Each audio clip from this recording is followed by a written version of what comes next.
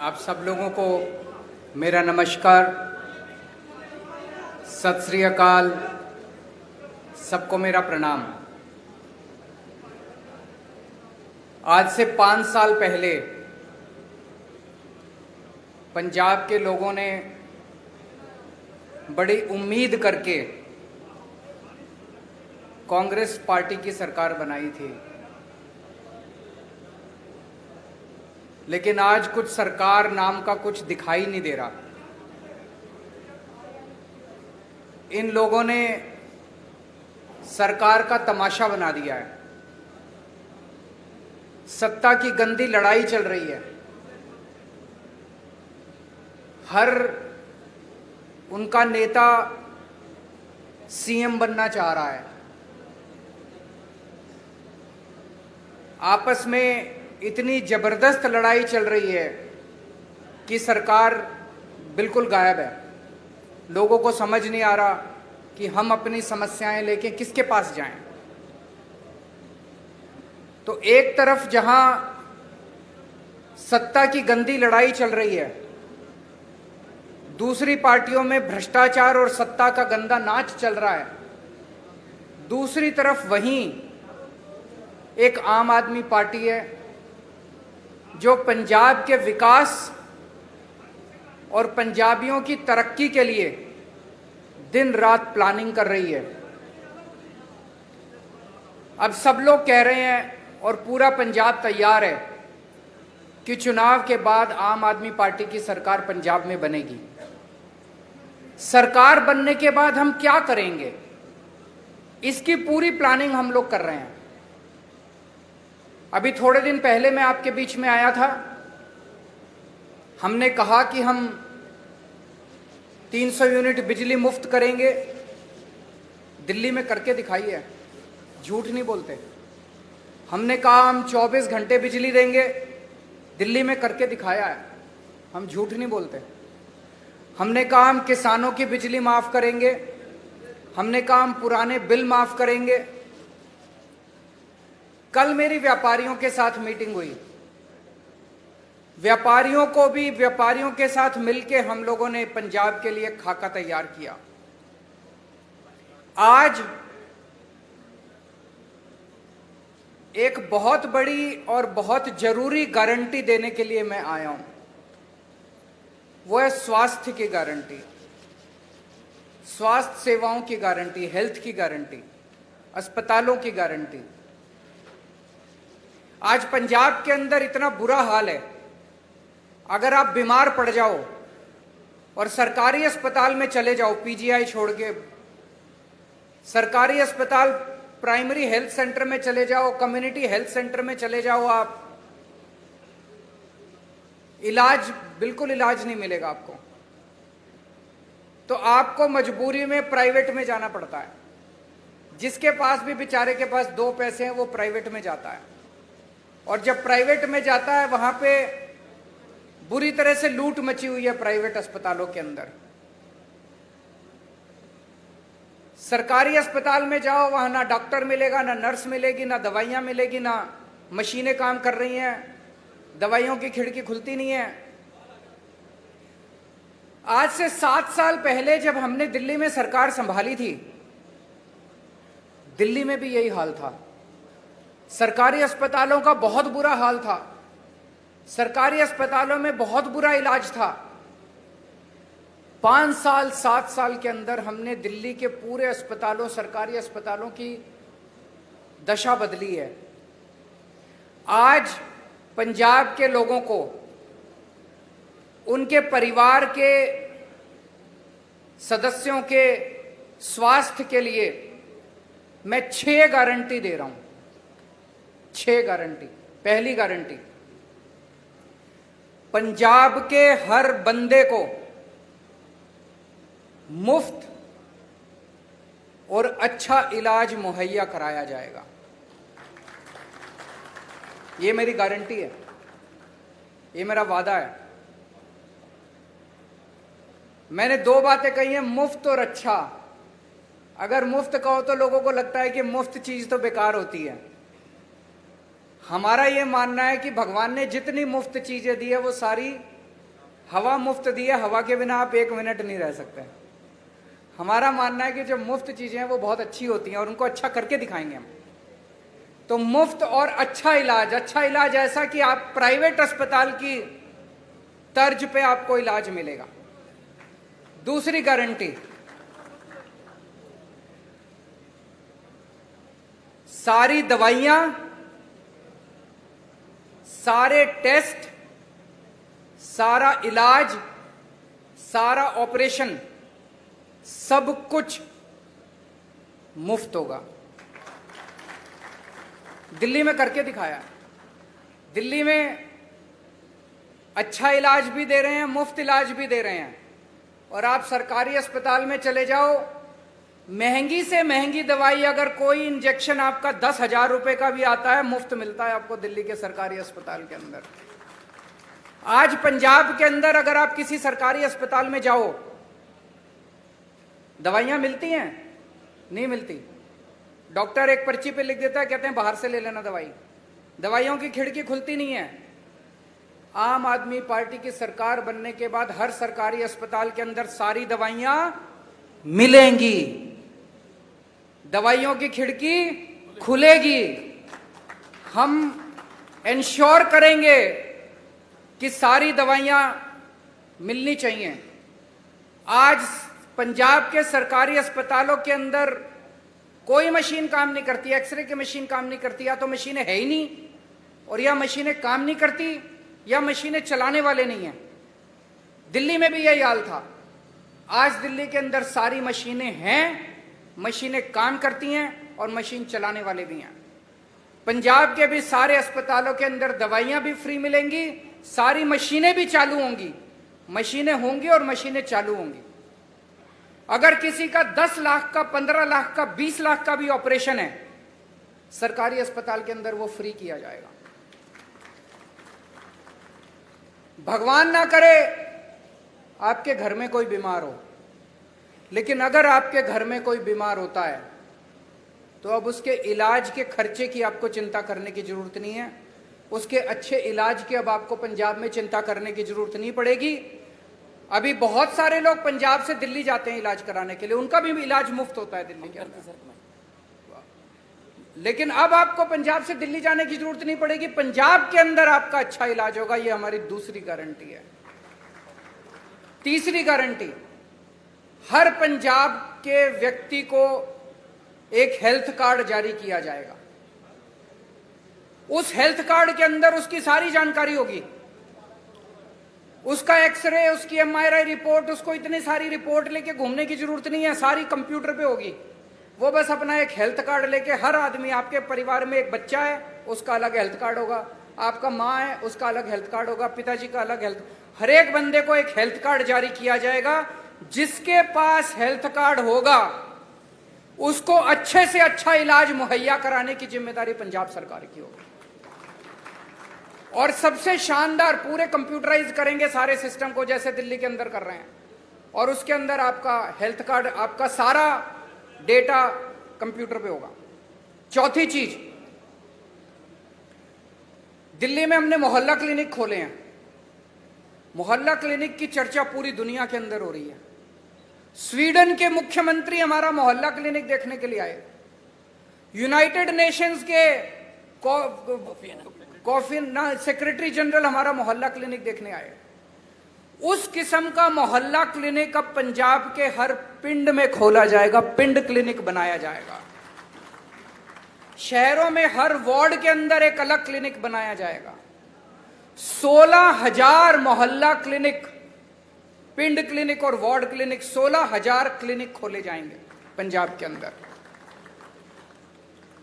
इस क्लिनिक में क्या होता है, मान लीजिए आपको खांसी हो गई, जुकाम हो गई, थोड़ा बुखार हो गया, तो आपको पीजीआई जाने की जरूरत नहीं है, प्राइमरी हेल्थ सेंटर खुलते नहीं है। मोहल्ला क्लिनिक के अंदर आपको ये सारी रोजमर्रा की बीमारियों का इलाज, वहां पे आपके पिंड में मोहल्ला क्लिनिक होगा, वहां चले जाओ, वहां पे आपको इलाज मिलेगा।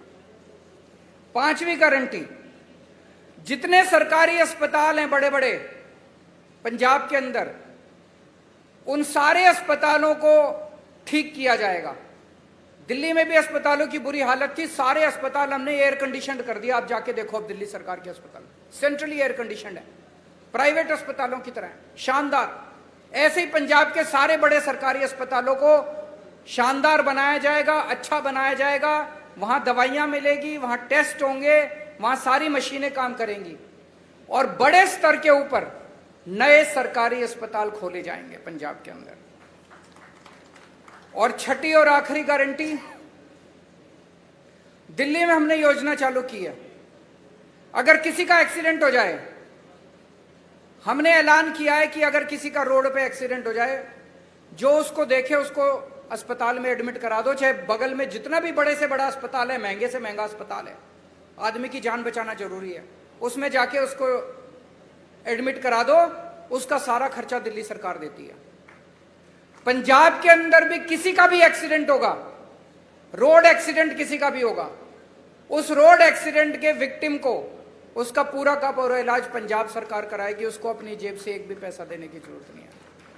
तो ये 6 गारंटी आज मैं पंजाब के लोगों को दे रहा हूं। मुझे बेहद खुशी है कि इतने मायूसी के माहौल में भर्ती की जाएगी, इतने मायूसी के माहौल में जब इतनी राजनीतिक अस्थिरता है, एक आशा की किरण आम आदमी पार्टी के रूप में दिखाई देती है कि कम से कम एक तो पार्टी है जो पंजाब के लोगों की सोच रही है, उनकी बिजली की सोच रही है, उनकी हेल्थ की सोच रही है। ये मेरी आज की गारंटी थी। एक छोटी सी अनाउंसमेंट मुझे करनी है। आज सुबह सुबह लुधियाना के कुछ पत्रकार मुझसे मिलने के लिए आए थे और उन्होंने मुझसे निवेदन किया कि आपकी सरकार सर बनना तय है, अगर आपकी सरकार बन जाए तो पूरे पंजाब में 3 शहर ऐसे हैं जहां पे प्रेस क्लब है, जालंधर, अमृतसर और चंडीगढ़। बोले जी बाकी शहरों में भी प्रेस क्लब बना देना।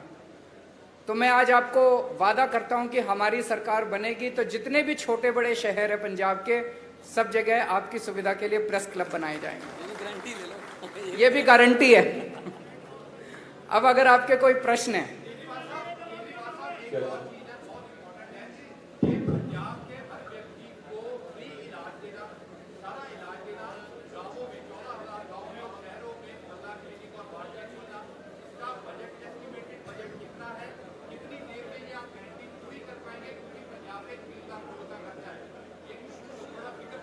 मैं आपको एक, इन्होंने बड़ा अच्छा प्रश्न पूछा है, 1 मिनट सुन लीजिए जरा।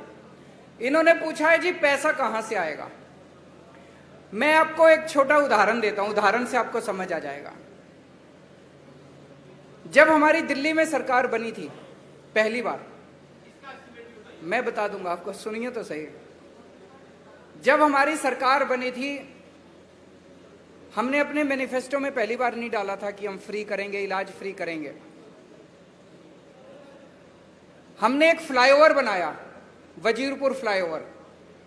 वजीरपुर फ्लाईओवर बनना था 300 करोड़ का और बन गया 150 करोड़ का। वो 150 करोड़ बच गए एक फ्लाईओवर में। फिर मैंने कैबिनेट मीटिंग बुलाई। कैबिनेट मीटिंग में हमने तय किया भाई ये 150 करोड़ रुपया बच गया, इसका क्या करें। तो हमने कहा भाई एस्टीमेट बनाओ कि अगर हमें अपने लोगों की सारी दवाइयां और इलाज फ्री करना हो तो कितना खर्चा आएगा। तो पता चला, अफसरों ने एस्टीमेट लगाया, पता चला 150 करोड़ आएगा। एक फ्लाईओवर के बनाने की बचत में हमने पूरी दिल्ली का सारी दवाइयां और सारा इलाज मुफ्त कर दिया।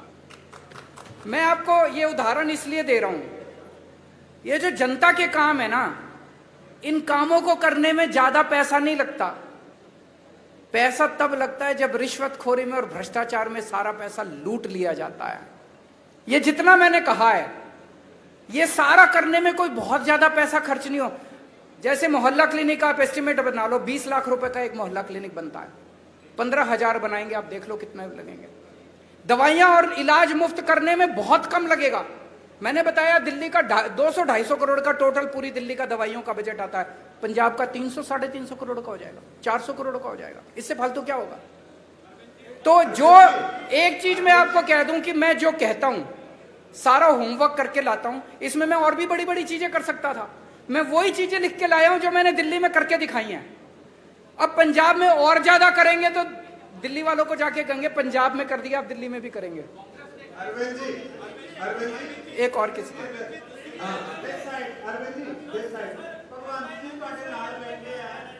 हैं? एक मिनट, वो सीएम फेस पूछ रहे हैं, उनसे बात। कौन है, किस? हाँ,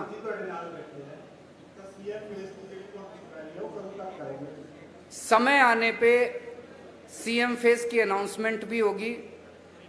भगवंत मेरा छोटा भाई है। ये जो आप अखबारों में कुछ कुछ छापते रहते हो ना, ऐसा कुछ भी नहीं है। एक मिनट सुन लो, मेरी बात पूरी सुन लो। भगवंत मेरा छोटा भाई है। एक सुनो तो सही यार, सुन तो लो, बात तो पूरी सुन लो। एक टाइम ऐसा था जब ये लाखों रुपए कमाता था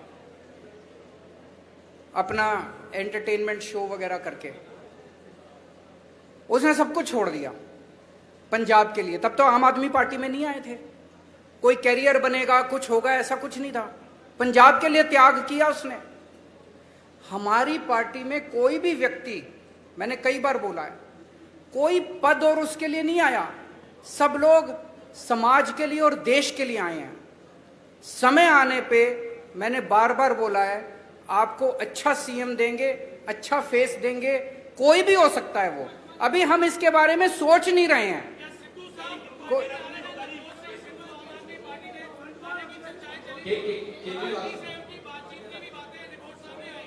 वो मेरे से पूछ रहे हैं क्या सिद्धू साहब पार्टी में आ रहे हैं। ये एक हाइपोथेटिकल क्वेश्चन है, काल्पनिक क्वेश्चन है। कभी भी अगर कुछ ऐसा होगा सबसे पहले आप ही को बताएंगे। केजरीवाल साहब, कांग्रेस पार्टी दो हिस्सों ਦੇ ਵਿੱਚ ਵੰਡੀ ਗਈ ਹੈ। ਹੁਣ ਇਹ ਕਿਹਾ ਜਾ ਰਿਹਾ ਹੈ ਕਿ captain Amarinder Singh BJP join ਕਰ ਸਕਦੇ ਨੇ ਤੇ ਜਿਹੜੇ ਮੌਜੂਦਾ ਸੀਐਮ ਹੈ ਚਰਨਜੀਤ ਸਿੰਘ ਚੰਨੀ ਉਹ ਖੁਦ ਨੂੰ ਆਮ ਆਦਮੀ ਕਰਕੇ ਪ੍ਰੈਜ਼ੈਂਟ ਕਰ ਰਹੇ। ਮਤਲਬ ਜਿਹੜਾ ਤੁਹਾਡਾ ਆਈਡੀਆ ਆਈਡੀਓਲੋਜੀ ਹੈ ਉਹ ਵੀ ਕਿਤੇ ਹਾਈਜੈਕ ਹੋ ਰਹੀ ਹੈ ਤੇ ਤੁਸੀਂ ਇਸ ਚੀਜ਼ ਦਾ ਐਨਾਲਿਸਿਸ ਕਿਵੇਂ ਕਰ ਰਹੇ ਹੋ? वो ये कह रहे हैं, प्रश्न ये है कि भाई चन्नी साहब हमारी नकल कर रहे हैं, यही कह रहे हैं आप? केजरीवाल की नकल करना आसान है, अमल करना मुश्किल है। मैं एक मिनट इसको क्लियर कर देता हूं। जब पहली बार मेरी 49 दिन की सरकार बनी, 49 दिन में 32 अफसरों को जेल भेजा था जो भ्रष्टाचार कर रहे थे। हंगामा मच गया था दिल्ली के अंदर। आज मैं नहीं कह रहा, आरोप लग रहे हैं कि भ्रष्टाचारी और दागी अफसरों को बड़ी से बड़ी पोस्ट दी जा रही है। अमल करना मुश्किल है। एक मिनट, मेरे एक दिन मैं ऑफिस में बैठा था, मेरे पास एक किसी ने ऑडियो टेप भेजी व्हाट्सएप पे। उसमें मेरा एक मंत्री दूसरे किसी बंदे से 5 लाख रुपए मांग रहा था। भाई साहब, 1 घंटे के अंदर प्रेस कॉन्फ्रेंस करके मैंने उस मंत्री को सस्पेंड कर दिया और सीबीआई को केस भेज दिया। आज आरोप लग रहे हैं कि चन्नी साहब के मंत्रिमंडल के अंदर दागी मंत्री हैं, उनकी पार्टी के अंदर दागी विधायक हैं। तो मैं उनसे कहना चाहूंगा कि केजरीवाल की नकल करने के साथ साथ उस पर अमल करने का साहस और हिम्मत लेके आइए।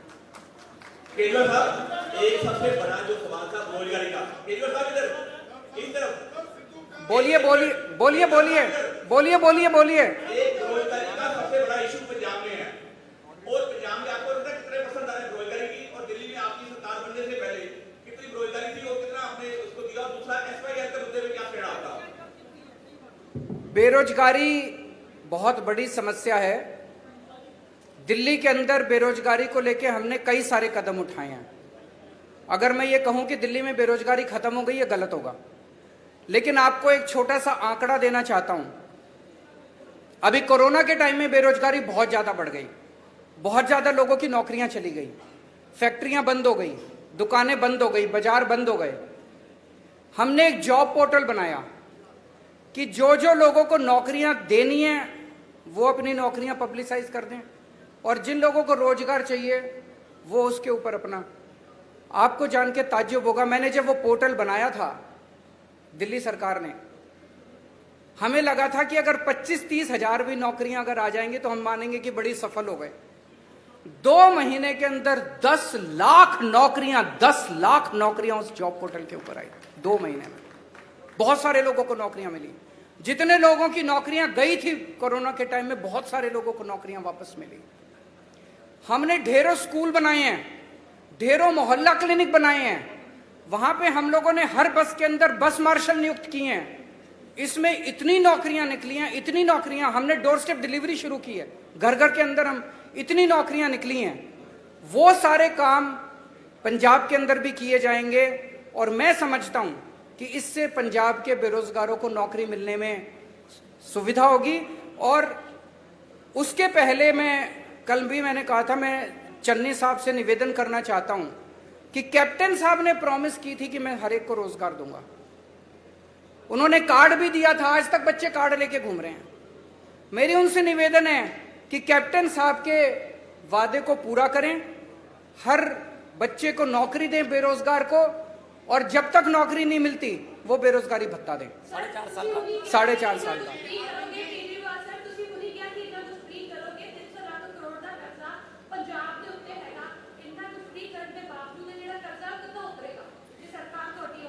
दिल्ली पे भी बहुत कर्जा था। दिल्ली का बजट जब हमारी सरकार बनी घाटे में चल रहा था। आज 2019 की सीएजी की रिपोर्ट है जिसमें सीएजी ने कहा है, मैं नहीं कह रहा, कंट्रोलर ऑडिटर जनरल ने बोला है कि पूरे देश में अकेली दिल्ली सरकार है जो घाटे में नहीं चल रही, नफे में चल रही है। एक मिनट सुन लो, नफे में चल रही है। कैसे किया हमने? हमारी सरकार बनने के पहले दिल्ली सरकार घाटे में चल रही थी, कर्जा चढ़ा हुआ था। आज दिल्ली सरकार पे एक नए रुपए का कर्जा नहीं है। केवल और केवल एक चीज से, भ्रष्टाचार खत्म कर दिया, रिश्वतखोरी खत्म कर दी। सरकारों में पैसे की कमी नहीं है, नीयत की कमी है। अच्छी नीयत वाली सरकार लेके आइए, आप देखिए क्या से क्या हो सकता है। आखिरी क्वेश्चन, बोलिए।